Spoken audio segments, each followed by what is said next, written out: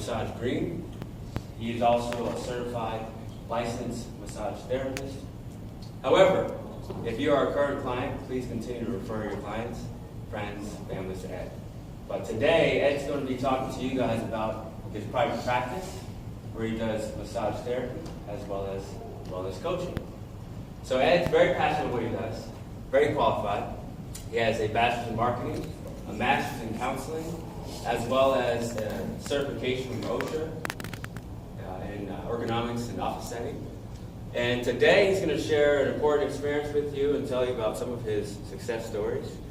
And so, ladies and gentlemen, I'd like you to join in and welcoming Mr. Ed Knighton.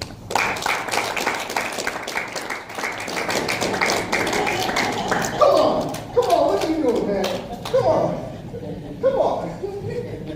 Hey, what am I doing? I'm not a fighter. I'm a healer. Give these to Dr. Wow. You know, I wear these boxing gloves because it wasn't until Muhammad Ali's death that I learned so many details about his life. And what I learned most about his life was his ability to match his outside with his inside.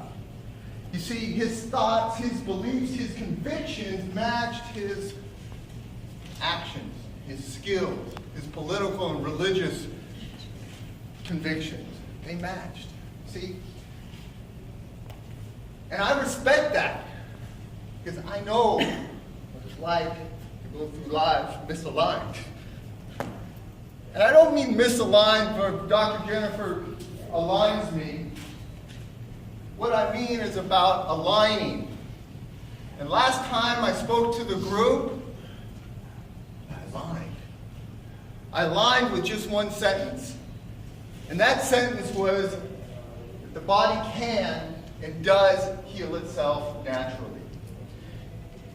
It can be a controversial statement, but I know that because of my own travails through the American Medical Association labyrinth and for what I do on a daily basis.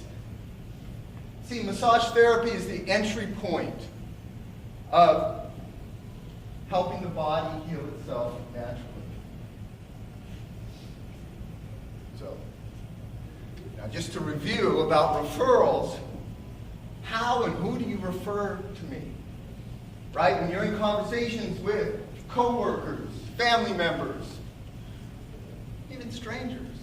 We want to help strangers. We want to help strangers feel better, to live with vitality and with good health. Stress is going to come up. That big, overused, generalized idea of stress. I'm going to arm you with the knowledge that there's three types of stress. There's physical, chemical, and emotional stress. Physical comes from car accidents, bicycle accidents, falls as a child. And those physical injuries are going to affect somebody in present time. In the future, when you refer them to me, we're going to start to handle that scar tissue, that malfunction of the body. And there's chemical stress, toxins in the environment, what preservatives in food, what we put into our body. This is information that you can bring up when you're talking to someone in order to make a proper referral. Those toxins affect our organs, our muscles. And of course, there's my favorite, the emotional stress. Right? Not in your family, but in my family, there's individuals that will cause me great emotional stress. Right? Well, it's funny. It's funny. So, those are the three types of stress. Stress is a big overused word. It's an entryway for you to make a referral to me. You know, last time I spoke, we had an Olympic athlete here, Sarah Wells, Canadian track and field in the hurdles, and I had the mayor here. You know, I was very proud of that. But I gotta let you know honestly, that was kind of glitzy. That's kind of Hollywood. They know me from my outside. You know, not so much from my inside. And my inside has to do with this group. because this success is a BNI success. I met Lily at a chamber meeting. Lily invited me here to this group that just welcomed me over and over again. Lily referred me to the cemetery where I met Anna. And Anna has introduced me to her family and to her brother. And Anna, if I can ask you to share a few words about the work we do and about Danny, if you want to just come up with it. Give him a massage. I get a free gift. Hi. So the picture that you see here, this is Ed with my brother Danny. As Ed was saying, I came to know Ed through Lily Novice. He came to our work to give us a 15-minute massage. When it was my turn, I asked Ed if he did house calls and proceeded to tell him about my brother Danny. Danny was injured playing football in 1969. He was 14 years old at the time. He and another teammate rammed heads, and Danny suffered a traumatic brain injury and was in a coma for 9 months. Nothing happened to the other boy. Danny had 2 different brain operations. His skull needed to be reconstructed, and a shunt was performed. Danny is now quadriplegic, is unable to walk and talk. Doctors told my family Danny would only survive 2 years. Danny was at Los Amigos Hospital for 3 years before coming home, where my mom and dad took care of him. At that time, I was not born yet. Danny is now 61 years old. He is one of 7. Our ages range from 45 to 62. Danny communicates by spelling out what he wants to say on an alphabet board or a communication device. Despite his injury, he has a good sense of humor and still loves football to this day. All of us, when we watch football, we cringe.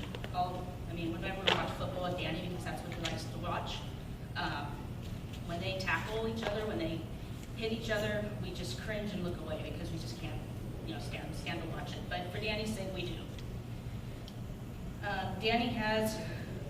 After Danny's injury, no one in our family has ever played football, including my nephews.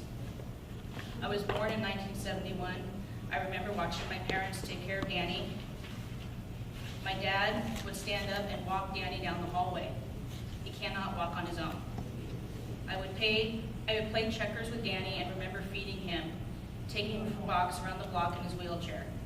He tried a power wheelchair for a while, but he couldn't control it. I learned a special way to communicate with Danny. He would spell in the air. We all helped to take care of Danny and are very involved in his life.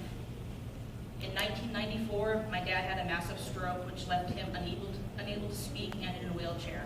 This was very hard on Danny. My mom could not take care of both of them, so we found Danny a great home in Cerritos, where he lives with 3 other patients and has 24-hour care. Danny is visited weekly by family and bi-weekly by Ed and myself. Danny goes to a day program Monday through Friday, and the staff takes him to movies and other outings. Over the years, Danny's physical condition has declined.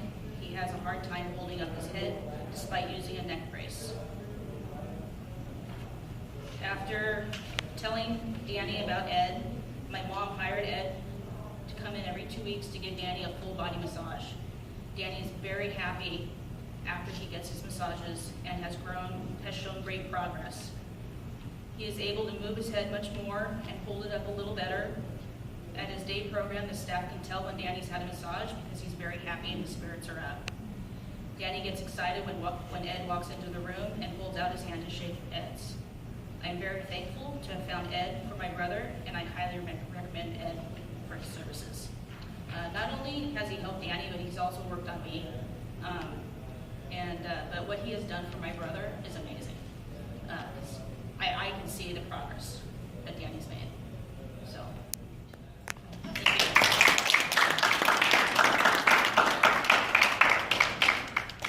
Thank you, Anna, so much. Well, there we go. There's from the inside. It's Danny who's the greatest. in my view. It's Danny who's the true Olympian of life. It's been 46 years since he's had his accident. It's his spirit and his tremendous perseverance in life. And I can't help to mention, I've never seen anything like it.